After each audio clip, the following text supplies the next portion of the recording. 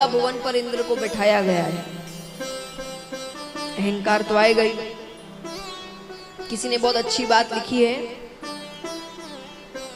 कि खुदा जब हुस्न देता है तो नजाकत आ ही जाती है। अब हुस्न का मतलब यहाँ पर केवल सुंदरता नहीं है।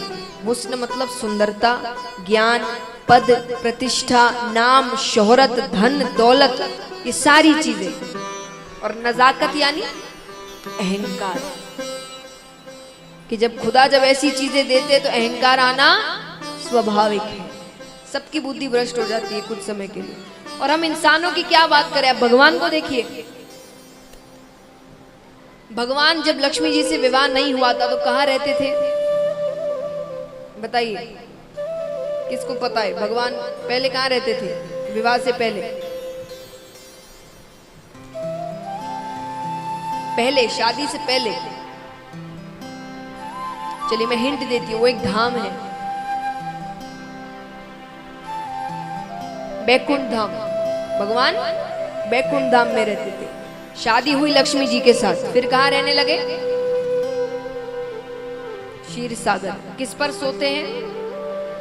वो सोने की जगह है। महल इत्यादि छोड़कर किस पर सोने आए वो? शेषनाग पर। कब से?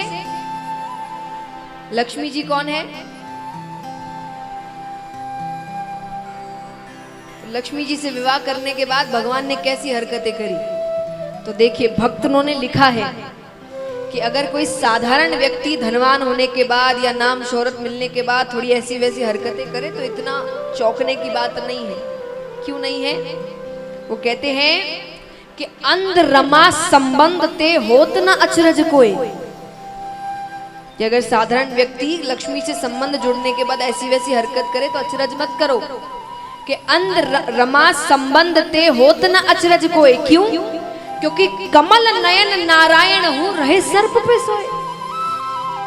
जिसके कमल जैसे बड़े, भाई छोटी छोटी आंखें हो तो समझ में भी आए भाई ठीक से दिखा नहीं, और उनके तो श्रृंगार में उनकी प्रशंसा उनकी आंखों की होती है कि कमल जैसे बड़े बड़े नैन हैं, तो इतनी बड़ी बड़ी आंखें तो शेषनाग नहीं दिखा ठीक से, उस पर सोने चले गए। तो जब भगवान ऐसी वैसी हरकतें कर रहे हैं लक्ष्मी जी से संबंध जुड़ने के बाद, हम और आप तो करेंगे। तो इंद्र की इस हरकत पर ये बताया, तर्क दिया गया कि जब खुदा जब हुस्न देता है तो नजाकत आ ही जाती, अहंकार आना स्वाभाविक है। तो इंद्र ने माला फेंक दी, वो चले जाते हैं। अब दुर्वासा ऋषि उसी रास्ते से वापस आ रहे थे, उन्होंने अपनी माला पहचान ली। बहुत क्रोधित होते हैं इंद्र, वहीं खड़े खड़े कहते हैं कि तुम्हें जिस 3 लोक 14 भुवन का इतना नाज है ना, इतना अहंकार है, मैं श्राप देता हूं तुमसे छीन लिया जाएगा। अब देखिए, ऐसे तो देवताओं को सब पसंद करते हैं, पर देवताओं के पीछे भी एक व्यक्ति हर वक्त लगा रहता है। कौन है वो? शुक्राचार्य जी। ये दैत्यों के गुरु हैं। ये मानव देवताओं के पीछे ही घूमते रहते हैं कि कब किसी को श्राप मिले और मैं उसका फायदा उठाऊं। तो शुक्राचार्य जी यहाँ दैत्यों से कहते हैं कि इंद्र अभी श्रापित है, आक्रमण कर दो। दैत्यों ने आक्रमण किया, 3 लोक 14 भुवन दैत्यों के पास चला गया। अब देवता भगवान के पास जाए, क्या करे? भगवान कहते युद्ध तो कर नहीं सकते, इंद्र को श्राप मिला हुआ है, तो क्या करें? बोले काम करो, दैत्यों के साथ मित्रता कर, और मित्रता कर कर उनसे कहना हम समुद्र मंथन करेंगे, तो जो भी चीजें निकलेंगी आदि आदि बांट लेंगे। अब समुद्र मंथन में से दोनों को पता था अमृत निकलने वाला है, तो भगवान ने कहा अमृत मैं तुम सबको पिला दूंगा, फिर युद्ध करना, फिर नहीं हारोगे। ठीक है, दैत्यों से कहा जाता है, वो भी मान जाते, क्योंकि उन्हें भी पता था समुद्र मंथन ना अकेले देवता कर सकते ना अकेले दैत्य कर सकते, दोनों को मिलना ही पड़ेगा, और दोनों को अमृत चाहिए। वो इस लालच में, उन्हें अमृत मिल गया तो 3 लोक 14 भुवन फिर चले जाने का कभी डर ही नहीं है उन्हें, मान गए। तो अब मंथन आरंभ करने जा रहे हैं। मद्राचल पर्वत को बीच में रखा गया, बासुकी नाग को रस्सा बनाया गया, बीच में रखते हैं। अब देखिए, दैत्य बहुत शक्तिशाली है, बहुत शक्ति है उनमें, बल बहुत है, लेकिन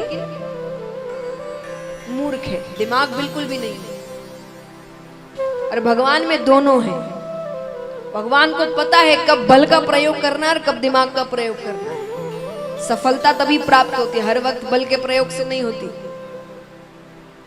कभी कभी दिमाग भी लगाना पड़ता है। तो भगवान ने क्या दिमाग लगाया? भगवान ने देवताओं से कहा कि तुम जाकर नाग का जो मुख है उसके सामने खड़े रहो और जिद करो कि हमें मुख की तरफ खड़े रहना।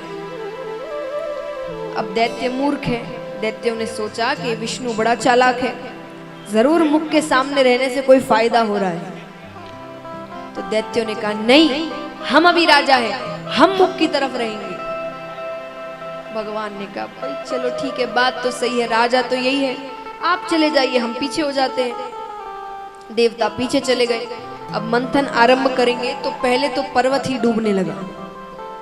तब भगवान ने कच्छप अवतार लिया, कछुए का रूप, और अपनी पीठ पर भगवान उस पर्वत को रखते हैं। अब मंथन आरंभ कर रहे हैं तो मंथन के लिए क्या करना पड़ेगा? दोनों को नाग को खींचना पड़ेगा।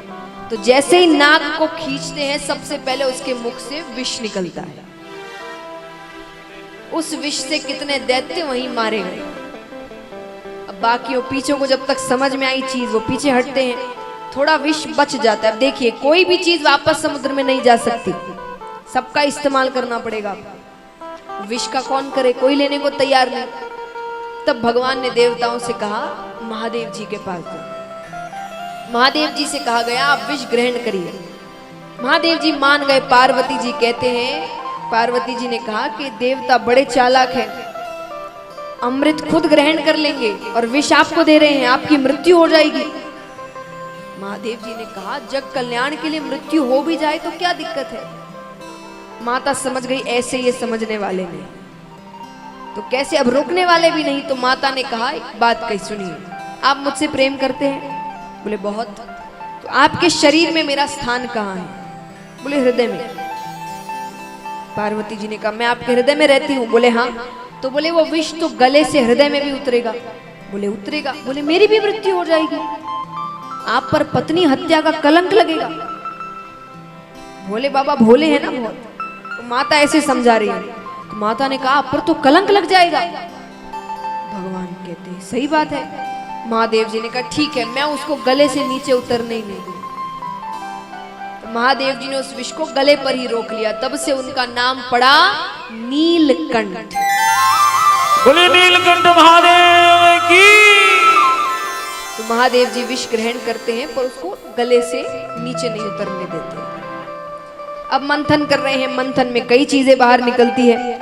उच्च श्रेवा घोड़ा निकलता है, कामधेनु गाय निकलती है, ऐरावत हाथी निकलता है। सब कुछ ना कुछ ले रहे हैं, कुछ देवता ले रहे हैं, कुछ उसमें से लक्ष्मी माता भी निकलती है। लक्ष्मी माता समुद्र मंथन में से बाहर आई थी, हाथ में वरमाला ली। अब वरमाला लिए बाहर आई तो सब सज धज कर खड़े हो गए कि किसके गले में वरमाला जाए। देवता खड़े हैं, दैत्य खड़े हैं, ऋषिगण कई खड़े हो गए, माता सब, भगवान पीछे खड़े हैं। उनको सब सच तो पता ही है। भगवान कहते कर लो जितनी कोशिशें करनी है। तो माता आती है, सबसे पहले देवताओं के सामने से जाती है। माता ने कहा ज्ञानी है, शक्तिशाली है, पर बहुत अभिमानी है, इतना अहंकार है इनके अंदर अपनी चीजों का। चली जाती है। ऋषिगण दिखते हैं। माता ने कहा बलशाली है, ज्ञानी है, अहंकार भी नहीं है, पर क्रोधी है, बहुत जल्दी गुस्सा आ जाता है। चली जाती है। दैत्य सामने आते हैं। माता ने कहा बलशाली है पर मूर्ख है, ज्ञान बिल्कुल नहीं है। सब खत्म। तब भगवान सामने आते हैं। माता भगवान को देखती है, बलशाली है, ज्ञानी है, प्रेमी है, सरल है, विवेकी है, सारे गुण हैं इनमें तो। और माता ने विष्णु भगवान के गले में वरमाला डाला। लक्ष्मी नारायण भगवान की। दोनों का विवाह हो जाता है। अब फिर मंथन करते हैं तो उसमें से अमृत निकलता है। अब अमृत के लिए दोनों झगड़ने लगे। तब भगवान ने मोहिनी रूप ग्रहण किया। भगवान इतने ज्यादा सुंदर लग रहे हैं, इतने ज्यादा सुंदर लग रहे हैं। और देखिए जो कामी व्यक्ति होते हैं ना, वो बाहरी सुंदरता देखते हैं। जो सच्चा प्रेम करते हैं वो आपकी अंदरूनी सुंदरता देखते हैं। तो दैत्य कामी है। अब भगवान इतने सुंदर लग रहे हैं कि वो अमृत तो भूल गए और भगवान के पीछे पीछे जाने लगे। और भगवान ने भी जितने दैत्य थे सबको मदिरा पान करवा दिया और यहाँ पर देवताओं को अमृत पिलाने लगते हैं। अब दैत्यों में से एक दैत्य थोड़ा होशियार था, राहु नामक दैत्य। उसने भगवान को पहचान लिया तो वो चुपचाप देवताओं की श्रेणी में जाकर खड़ा हो जाता है। भगवान ने गलती से उसे भी अमृत पिला दिया। अब जब तक भगवान को समझ आए, भगवान ने सुदर्शन चक्र फेंका, सर धड़ अलग कर दिया, लेकिन तब तक अमृत ने अपना काम कर दिया था। तो तब से वो दो दैत्य बने, राहु और केतु। अब यहाँ पर दैत्यों को गुस्सा आता है। जैसा मैंने कहा, दिमाग नहीं है, मूर्ख है।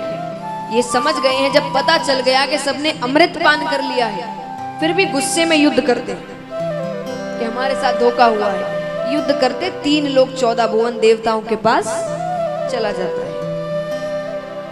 इस प्रकार देवताओं ने अपना सिंहासन वापस लिया। राजा परीक्षित कहते हैं, तो क्या इसके बाद दैत्य चुप बैठ गए? वो हार मान लिए? बोले नहीं। उसके बाद दैत्यों ने ऐसा कुछ किया जो किसी ने नहीं सोचा था। क्या किया? बोले दैत्यों ने धर्म का कवच पहन लिया। दैत्य सत्य की राह पर चलने लगे, यज्ञ इत्यादि करने लगे, पूजा पाठ करने लगे। धर्म इसीलिए देखिए, भगवान ने रावण को, कंस को, सबको मारा है, बलि को मारा नहीं। क्यों नहीं मारा? क्योंकि मार नहीं सकते, वो गलती ही नहीं कर रहा था, उसने कोई पाप नहीं करे थे। तो महाराज अब यहाँ पर सब धर्म का कवच पहन के बैठे हैं, सब पूजा पाठ यज्ञ इत्यादि कर रहे हैं। बलि को दैत्यों का राजा बनाया गया। राजा परीक्षित ने कहा, इतने बड़े बड़े दैत्य हैं तो बलि को राजा क्यों बनाया गया? बोले क्योंकि उसी के कारण उन्हें वापस 3 लोग 14 भुवन मिल गया था। कैसे? बलि अपने पिछले जन्म में एक डकैत थे, डाकू। उन्हें पता चला किसी गांव से कोई सेठ जी अपने साथ बहुत सा धन लेकर जा रहे हैं और बीच में एक जंगल का रास्ता है और धन उनके पास इतना है कि अगर किसी ने भी चुरा लिया तो उसे जीवन भर चोरी करने की जरूरत नहीं, वो बैठकर जीवन जी सकता है अपना। डकैत बलि ने सोचा ये अच्छा मौका है, आखिरी चोरी करते हैं, बस ये चोरी कर कर फिर कभी चोरी नहीं करेंगे। तो बलि ने रास्ते के लिए एक पोटली में 2 रोटियां बांधी कि भूख लगी बीच में तो भोजन कर लेंगे। पर चोरी करने का ऐसा जुनून सवार था, वो चलते जा रहे, सीधा जंगल में ही जाकर रुके। अब सेठ जी को आने में थोड़ी देर थी तो उन्होंने सोचा भोजन कर लेते हैं। स्नान इत्यादि कर कर अपनी पोटली खोलते हैं कि सामने से एक कुत्ता आता है, बहुत भूखा है, वो रोटी की ओर देख रहा है। बलि को दया आ गई, उन्होंने अपनी एक रोटी उस कुत्ते को दे दी, उसने तुरंत खा ली। अब जब तक बलि दूसरी रोटी खाए, उसने वापस आकर फिर वो दूसरी रोटी को देख रहा है। बलि ने दूसरी रोटी भी उसे दे दी कि छोड़ो कोई बात नहीं। अब इस पूरे कार्य को करने में कुल 24 मिनट लगे। कितने मिनट? 24 मिनट, एक घड़ी यानी कि एक भूखे को भोजन करवाने में। फिर वही सेठ जी आते हैं, चोरी इत्यादि, वर्ष बीतते हैं, अंत समय आया, मृत्यु हो गई। यमराज चित्रगुप्त के पास जाते हैं, बताओ कितने पाप किए, कितने पुण्य किए? चित्रगुप्त ने कहा जीवन भर पाप ही पाप किए हैं, सिर्फ 24 मिनट का पुण्य किया है। एक भूखे को भोजन करवाया है इसने। ठीक है, यमराज ने कहा पहले क्या भोगना चाहते हो, पुण्य की पाप? अब उसी रास्ते से शुक्राचार्य जी जा रहे हैं। शुक्राचार्य जी ने कहा कह दो पुण्य। बलि ने कहा पुण्य। क्या करना चाहते हो? जैसे मैंने बताया, स्वर्ग में आपकी इच्छाएं पूरी होती हैं।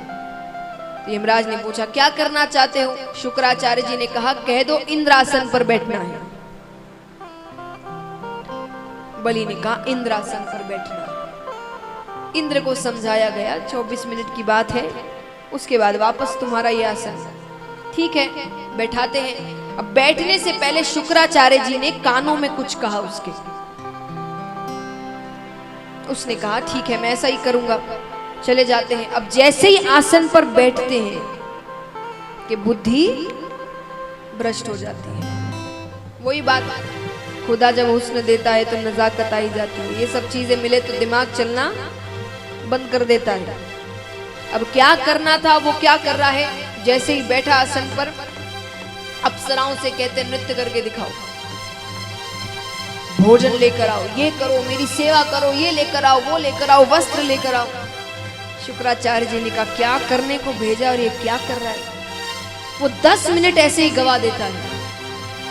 शुक्राचार्य जी क्रोधित हो रहे हैं। नीचे एक छोटा सा पत्थर रखा था, उन्होंने पत्थर उठाया और खींचकर मारते हैं। सर पर चोट लगी। चोट लगने से याद आता है कि अरे मुझे क्या करना था। ये जो दुख संकट है ना हमारे जीवन में, ये भगवान के पत्थर होते हैं। भगवान हमें फेंक कर मारते हैं कि मैंने तुम्हें क्या करने को भेजा और तुम क्या कर रहे हो वहां पर। अब राजा बलि तो समझ गए, पर हम कैसे हो गए हैं। हमें बड़ा पहाड़ भी भगवान फेंक कर मार दे फिर भी हमें समझ नहीं आता। बलि को समझ आ गया। बलि तुरंत खड़े होते। बलि कहते गुरुजी इधर आइए। शुक्राचार्य जी आते हैं, हाथ में जल दीजिए। जल देते हैं। बलि कहते हैं ये 3 लोक 14 भुवन, इसका राजा भी मैं हूं, मालिक अभी मैं हूं। सब देवता वहां खड़े थे। सबने कहा 10 मिनट के लिए तो तुम ही हो। तो बोले ये 3 लोक 14 भुवन मैं अपने गुरु जी को दान में देता हूं। 3 लोक 14 भुवन शुक्राचार्य जी को दान में दे दिया। तो दैत्यों के पास फिर से पुरासन आ गया। अब क्या करें। तब देवताओं की माता दिति के बारे में कल मैंने आपको बताया। दिति दैत्यों की माता है, हिरणाक्ष हिरण्यकश्यप। अदिति देवताओं की माता है, जो 12 देवता 12 आदित्य हैं उनकी माता है अदिति। वो भगवान से बहुत प्रार्थना करती है, पूजा पाठ करती है कि मेरे बच्चों को उनका स्थान वापस दीजिए। तो उनकी प्रार्थना स्वीकार करके भगवान उनके घर पर जन्म लेते हैं। जन्म यानी अवतार ग्रहण करते हैं। तो भगवान वामन अवतार ग्रहण करते हैं। छोटे से भगवान, बटुक रूप भगवान का। धोती पहनते, हाथ में भिक्षा पात्र है, एक लकड़ी का दंड है। और यहाँ पर बलि राजा एक बहुत बड़ा यज्ञ करवा रहे हैं। यज्ञ से पहले दान इत्यादि सब कुछ किया। भगवान को आने में थोड़ी देर हो गई तो भगवान आकर आवाज लगाते हैं दान के लिए। राजा वो आवाज सुनते ही उठते हैं। शुक्राचार्य जी ने कहा जितना दान करना था कर दिया, अब सब यज्ञ के बाद बैठ जाइए। राजा बैठ जाते हैं। तब भगवान